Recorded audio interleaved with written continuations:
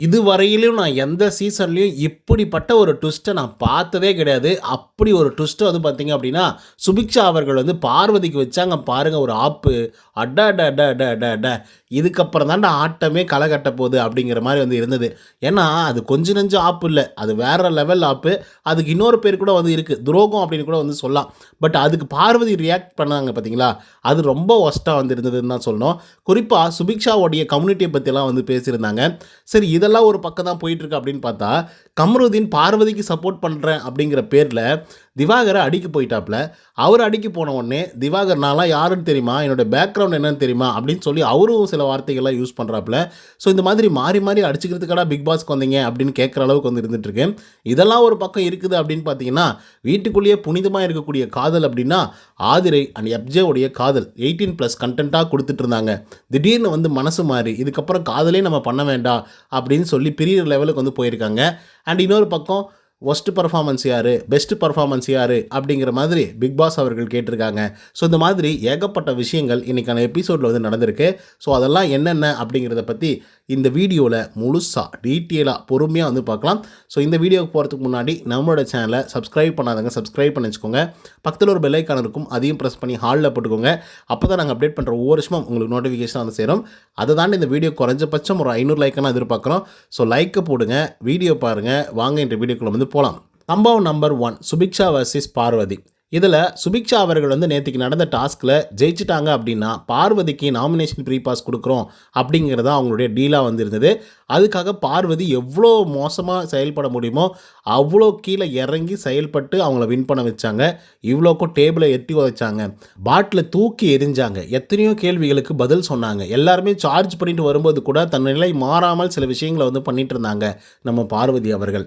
கடைசியாக வந்து ரம்யாவுக்கு கொடுக்குறதா இல்லை சுபிக்ஷாவுக்கு கொடுக்குறதா அப்படிங்கிற ஒரு நிலைமை வரும்போது, ரம்யா எப்படி பார்த்தாலும் நம்மளை ஏமாத்திடுவா, அதனால நம்ம சுபிக்ஷாவுக்கே கொடுத்துடலானே அப்படின்னு சொல்லி திவாகர் கிட்ட கேட்கும்போது, திவாகருக்கு வந்து ஆன்னு வாயை திறந்து ஓகே சுபிக்ஷாவுக்கே கொடுத்துடலாம் அப்படின்னு சொல்லி அவர் ஆக்சுவலாக டே 1லேருந்தே வந்து சொல்லிட்டு இருக்காரு, சுபிக்ஷாவுக்கு பண்ணிடலாமா அப்படின்ற மாதிரி. ஸோ அதுக்கேற்ற மாதிரி சுபிக்ஷா அவர்களுக்கு வந்து நிறைய ஃபேவரட்டிசம் வந்து பண்ணுறாங்க. சொல்லப்போனால் ரம்யா பாட்டிலை விட மோசமான பாட்டிலெலாம் வந்து சுபிக்ஷா வச்சுருந்தாலும் அதுக்கு அப்ரூவல் கொடுத்து அவங்கள வின் பண்ணவும் வைக்கிறாங்க. வின் பண்ண வச்சதுக்கு அப்புறமாக சுபிக்ஷா அவர்கள் வந்து பார்த்திங்க அப்படின்னா நாமினேஷன் ப்ரீ பாஸாக வந்து பார்வதி கிட்ட கொடுக்கணும் இல்லையா? ஆனால் பார்வதி அவர்கள் சுபிக்ஷா கிட்ட போய் கேட்குறாங்க, என்னம்மா ஓகே தானே, எனக்கு நாமினேஷன் ப்ரீ பாஸ் கொடுத்துருவில்ல அப்படிங்கிற மாதிரி ரொம்ப ஏக்கத்தோட, ரொம்ப பணிவோட, ரொம்ப அமைதியாக பார்வதி அவர்கள் வந்து கேட்குறாங்க. பட் அதுக்கு சுபிக்ஷா என்ன தெரியுமா சொல்கிறாங்க, இல்லை ஒரு 10 நிமிஷம் யோசிச்சுட்டு சொல்கிறேன் அப்படின்றாங்க. என்ன நீ 10 நிமிஷம் யோசிக்கிறேன் அப்படின்னு சொல்கிற, நீ வேறு ஏதாவது யோசிக்கவும் செய்வியா அப்படின்னு சொல்லி பார்வதி வந்து கேட்குறாங்க. அதுக்கு வந்து சுபிக்ஷா என்ன சொல்கிறாங்க அப்படின்னா, இல்லை ஒரு 10 நிமிஷம் நான் வந்து யோசிச்சுட்டு வரேன் அப்படின்னு சொன்னோடனே அதுக்கு பார்வதி சொல்கிறாங்க, ஏதோ ஒன்று 2ல் 1 கொடுக்குவியா கொடுக்க மாட்டியா அப்படின்னு சொல்லி கேட்கும்போது, இல்லை கொடுக்க மாட்டேன் அப்படின்னு சொல்லி சுபிக்ஷா சொல்கிறாங்க. இதுக்கு பார்வதிக்கு செம்ம காண்டாயிடுது. ஏன் கொடுக்க மாட்டேங்கிற, அதுதானே டீலு, கொடுக்குறேன்னு சொல்லி தானே டீல் போட்ட, ஏன் தரமாட்டேங்கிற அப்படின்னு சொல்லி கேட்கும்போது, இல்லைங்க மேடம், உங்களுக்காக நாங்கள் எத்தனையோ விஷயங்கள்லாம் செஞ்சுருக்கிறோம், சாப்பாடு ஊட்டிகிட்ருக்கேன், என்னென்னமோ பண்ணியிருக்கேன், ஆனாலும் என்னுடைய ஒர்க்கர்ஸ் பெருசா இல்லை லஞ்சம் வாங்குற நீங்கள் பெருசா அப்படின்னு கேட்டிங்கன்னா, நான் வந்து ஒர்க்கர்ஸ்க்கு தான் இந்த நாமினேஷன் ப்ரீ பாஸை கொடுக்கணும் அப்படின்னு நான் நினைக்கிறேன். ஏன்னா அவங்க தான் ரொம்ப கஷ்டப்பட்டு வேலை செஞ்சாங்க அப்படின்னு சொல்லி சுபிக்ஷா சொன்னதும் பயங்கர கோவம் வந்துடுது பார்வதிக்கு. என்னடா நான் எவ்வளோ கஷ்டப்பட்டு எவ்வளோ அடி உத வாங்கி எல்லாரும் டேபிளை தள்ளி கேனை தூக்கி அடித்து எத்தனையோ பிரச்சனைகளை நான் ஹேண்டில் பண்ணி உங்களை நான் ஜெயிக்க வச்சா நாமினேஷன் ப்ரீ பாஸ் வந்து எனக்கு தரமாட்டேன்னு சொல்கிறீங்க, அதுக்கும் இந்த மாதிரி ஒரு காரணத்தை சொல்கிறத என்னால் ஏற்றுக்க முடியல அப்படிங்கிற ஒரு மைண்ட் செட்டோடு வெளியே போகிறாங்க. அந்த வெளியே போன உடனே வந்து பார்த்திங்கன்னா பிரவீன் ராஜ், அப்புறம் கம்ருதீன், அதுக்கப்புறம் வினோத், இவங்க 3 பேர் நின்று பேசிகிட்டு இருக்காங்க. பார்வதி அவர்கள் வந்து பார்த்திங்கன்னா அந்த இடத்துல ஏதாவது பண்ணி ஆகணும் மச்சான், அவளை ஏதாவது பண்ணி ஆகணும், இந்த மாதிரி சொல்கிறாடா அப்படின்னு சொன்னது மட்டும் இல்லாமல் ஜாதி புத்தியை காமிச்சிட்டாவ, அவருடைய கம்யூனிட்டி புத்தியை காமிச்சிட்டா, அவள் எங்கேருந்து வரான்றதை காமிச்சிட்டா அப்படிங்கிற மாதிரி சில வார்த்தைகளை வந்து யூஸ் பண்ணுறாங்க. அதுக்கு பிரவீன் ராஜ் சொல்கிறாரு, இல்லை நோ இந்த மாதிரி தப்பாக பேசாதீங்க, யார் ஒருவரையும் அவங்களுடைய கம்யூனிட்டி பேரை சொல்லி இந்த மாதிரி பேசுகிறது வந்து தப்பு, இது தயவுசெய்து நிறுத்திக்கோங்க அப்படின்னு சொல்லி அவர் கிளம்பி ஓடிடுறாப்புல. நீங்கள் எபிசோடில் பார்த்தீங்க அப்படின்னா கட் பண்ணியிருப்பாங்க, பிரவீன் ராஜ் அங்கேருந்து ஓடி போனதை மட்டும் தான் காமிச்சிருப்பாங்க, அவர் என்ன பேசினார் அப்படிங்கிறத வந்து காமிச்சிருக்க மாட்டாங்க. இது வந்து ரொம்ப ஒஸ்ட் டு த கோர், அப்படி தானே, உண்மை தானே, இந்த மாதிரி பேசுகிறது தப்பு தானே, ஒரு கேரக்டர் அசாசினேஷன் வைக்கிறதே தப்புன்னு சொல்லுவோம் நம்ம. ஒரு கம்யூனிட்டியே நீங்கள் அசாசினேட் வந்து பண்ணுறது, அதுவும் 1 பர்சன் இப்படி இருக்காங்க அப்படின்ற ஒரு காரணத்துக்காக ஒட்டுமொத்த கம்யூனிட்டியும் அவமானப்படுத்துறது அப்படிங்கிறது வந்து ரொம்ப தப்பு. ஆக்சுவலாக சுபிக்ஷா மேலே தப்பு இருக்குதான். ஆக்சுவலாக கேமே வந்து அதுதான், ஓகேங்களா? முதுகுல குத்துறது தான் கேமு. அவங்களுக்கு ஃபேவரட்டா யார் பண்ணுறாங்களோ அவங்களுக்கு அந்த நாமினேஷன் ப்ரீ பாஸ் போய் சேரணும் அப்படிங்கிறது தான் கேமே. அது சுபிக்ஷா கரெக்ட்டா, பர்ஃபெக்ட்டா வந்து பண்ணியிருந்தாங்க. ஆனா எனக்கு கூடங்க, நானும் லைவ் பார்த்துட்ருக்கேன். ஒரு இடத்துல கூட பிசுறு தட்டல. அவங்களோட ஆக்ஷன்லேயும், ஆக்டிவிட்டீஸ்லேயும் ஒரே ஒரு பிசுறு கூட தட்டாம வந்து பார்த்தீங்கன்னா, பர்ஃபெக்ட்டா பண்ணி முடிச்சாங்க சுபிக்ஷா அப்படின்னு தான் வந்து சொல்லணும்.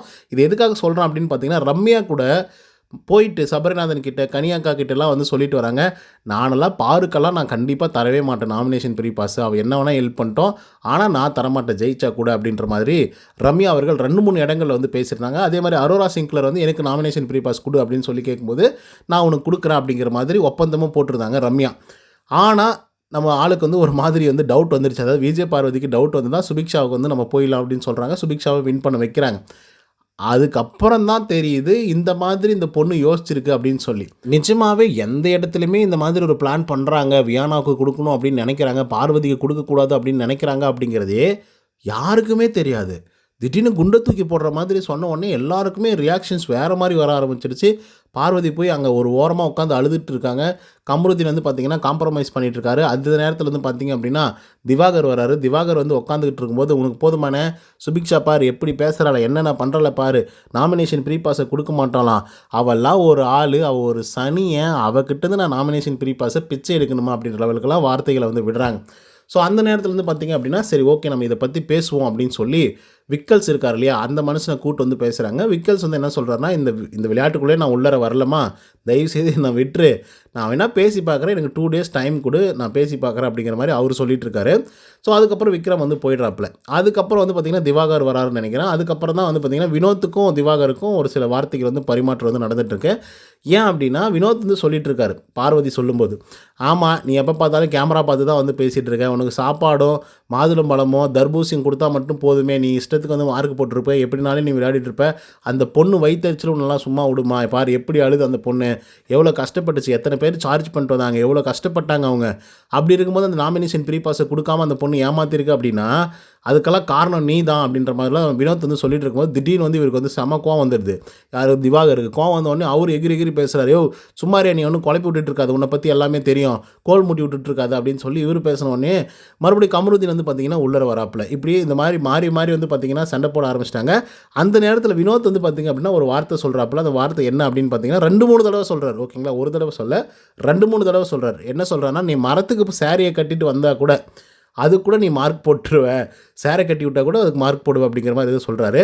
ஸோ அது வந்து பார்த்திங்க அப்படின்னா இவர் தப்பாக புரிஞ்சுக்கிறாரு. சுபிக்ஷா தானே புடவை கட்டிட்டு வந்துச்சு, அப்போ சுபிக்ஷாவை தான் மேட்ச் பண்ணி இவங்க சொல்கிறாங்க, இதெல்லாம் தப்பு, யோ போயா யோ, நீ வந்து எப்பயுமே ஒரு பொண்ணை வந்து நீ கேவலமாக தான் பேசுவ, வெளியே ஒரு வாழ்க்கை இருக்குது அப்படின்றத பற்றி நீ கவலையே பட மாட்ட, உன்னுடைய லவரே வந்து நீ அப்படி தானே பேசிகிட்டு இருந்த, பொதுவெளியில் வந்து நேஷனல் மீடியாவில் வந்து நீ இஷ்டத்துக்கு வந்து பேசிகிட்டு இருக்க உங்கள் லவரை பற்றி, ஸோ நான் சுபிக்ஷா கிட்ட போய் நான் சொல்கிறேன் அப்படின்னு சொல்லி அவர் வேகமாக போனோடனே இவங்கெல்லாம் தள்ளி விடுறாங்க. கமருதீன் அப்பயே வந்து கை ஓங்குறாப்புல. ஓகேங்களா, அப்புறம் உள்ளர போது ஒரு பெரிய பிரச்சனை நடக்குது, எல்லாரும் கூட்டம் கூடுறாங்க. அதுக்கப்புறம் என்ன பிரச்சனைன்னு கேட்கும்போது இப்படி தாங்க நடந்துச்சு அப்படின்னு சொல்லி திவாகர் வந்து சொல்லிட்டு இருக்காரு. தப்பாக பேசுகிறாங்க சுபிக்ஷாவை, இந்த மாதிரி புடவை கட்டி கூட்டு வந்துட்டாங்க அப்படிங்கிற மாதிரிலாம் பேசுகிறாங்க, இதெல்லாம் ரொம்ப தப்புக்கா, அவங்களுக்கு ஒரு லைஃப் இருக்கா அப்படின்னு சொல்லி திவாகர் சொல்லிட்டு இருக்காரு. கமருதீனும் வினோத்தும் நாங்கள் அப்படிலாம் சொல்லவே கிடையாது அப்படின்னு வந்து சொல்லிட்டு இருக்கும்போது ஒரு கட்டத்தில் வந்து பார்த்தீங்க அப்படின்னா கமருதீன் அவர்கள் வந்து கை ஓங்கிட்டு போகிறதுக்கு ட்ரையாராக வந்து இருக்கார் திவாகர் மேலே. ஸோ அந்த இடத்துல எல்லாரும் இருந்ததுனால பிடிச்சிட்டாங்கன்னு வச்சுக்கோங்களேன். ஸோ இது எதுக்காக இவ்வளோ பெரிய வன்முறையெல்லாம் பண்ணணும் எனக்கு சுத்தமாக புரியவே இல்லை. கேம் விளையாடுறதுக்கு தான் நம்ம வந்துட்டுருக்கோம், யாருனாலும் எப்போனாலும் முதுகில் குத்த தான் போகிறாங்க. இன்றைக்கி கமருதீன் மேலேயே வந்து பார்த்திங்கன்னா அவ்வளோ அன்பை செலுத்தக்கூடிய பார்வதி அவர்கள் வந்து இருக்காங்க இல்லையா, அவங்கள வந்து பார்த்திங்க அப்படின்னா கண்டிப்பாக வந்து முதுகில் வந்து ஒரு நாள் வந்து குத்த தான் போகிறாங்க, அதில் எந்த விதமான மாற்று கருத்துமே இல்லை.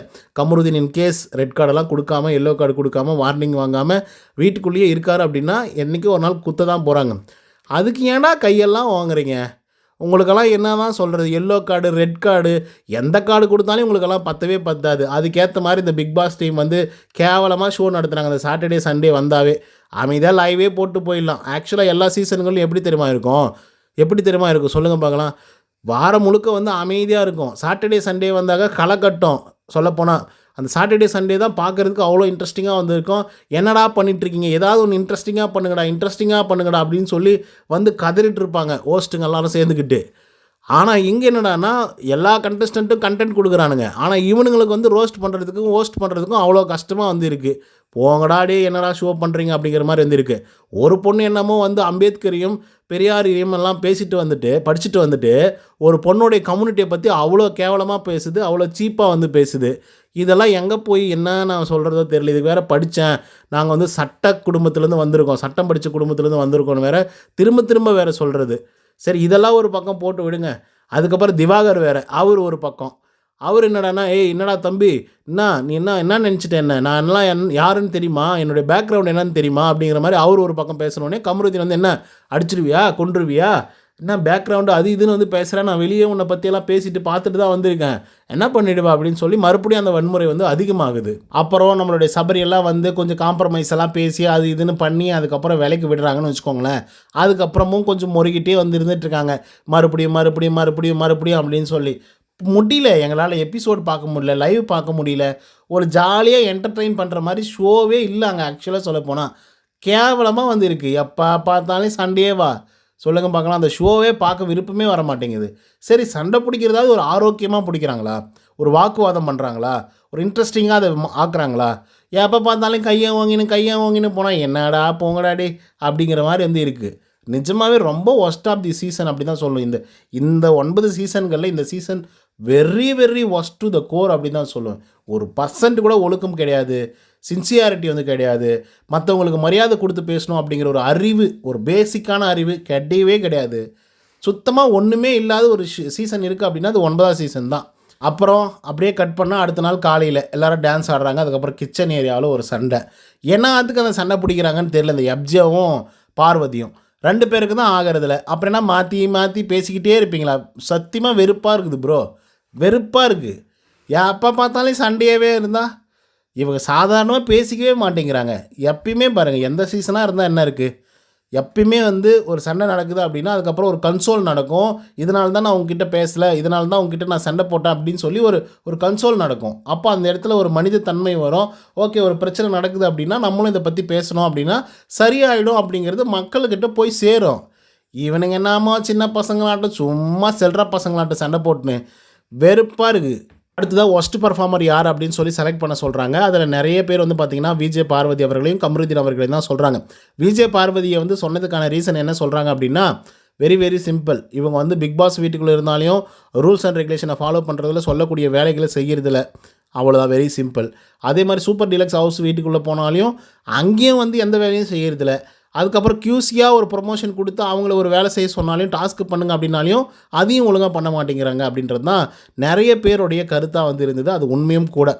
இன்னொரு பக்கம் வந்து பார்த்திங்கன்னா கமருதீன் சொன்னது வந்து என்னென்னா, இந்த வாரம் முழுக்கவே நீ ஒழுங்காக கேமே விளையாடல, அந்த பொண்ணுக்கு நீ சப்போர்ட்டிவாகவே இருந்துட்ட அப்படின்னு சொல்லிட்டாங்க.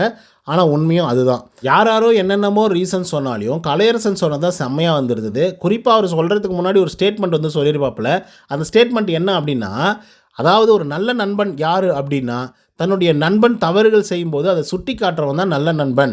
அதனால நான் பார்வதியை சொல்கிறேன், இந்த வாரத்தில் அவங்க ஒழுங்காக வீட்டுக்குள்ளே வேலையே செய்யலை, அதே மாதிரி டாஸ்க் அப்படின்னு சொல்லி வரும்பொழுது ஏகப்பட்ட குளறுபடி செஞ்சாங்க, கியூசியாக இருந்து ஏகப்பட்ட போர்ஜரிஸ் எல்லாம் பண்ணாங்க அப்படிங்கிற மாதிரி கலையரசன் வந்து சொல்லியிருந்தாப்புல. அது பர்ஃபெக்டாக வந்துருக்குது.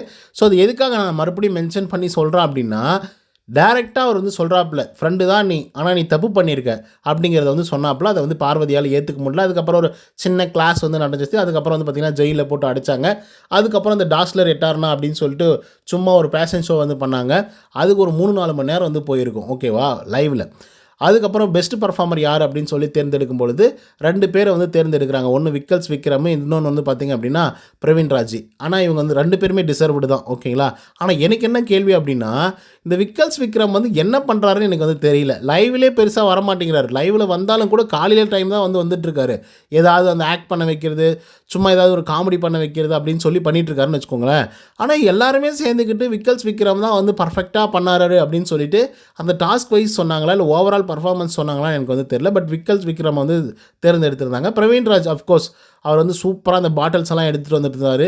அது மட்டும் இல்லாமல் வந்து பார்த்திங்க அப்படின்னா குக்கிங் ஏரியாவிலையும் பயங்கரமாக கலக்கிட்டு இருந்தார். ஸோ அதனால் அவங்களுக்கு கொடுத்ததில் வந்து தப்பே கிடையாது. பட் அதோட வந்து எபிசோடு வந்து பார்த்திங்கன்னா எண்டப் ஆகுது. தலைவர் போட்டியில் வந்து 3 பேர் வந்து பங்கு கொள்ள போகிறாங்க. விக்கல்ஸ், விக்ரம், பிரவீன்ராஜ் மற்றும் கனி அக்கா. ஸோ அதில் யார் கேப்டன் ஆக போகிறாங்க அப்படிங்கிறத நம்ம பொறுத்திருந்து தான் பார்க்கணும். அண்டு விஜய் பார்வதி அவர்களும் கமருதீன் அவர்களும் ரொம்ப க்ளோஸ் ஆகிட்டு இருக்காங்க. அண்டு நம்மளுடைய திவாகர் இருக்கார் இல்லையா, அவர் வந்து பார்வதியை விட்டு பிரிஞ்சிட்டாப்புல.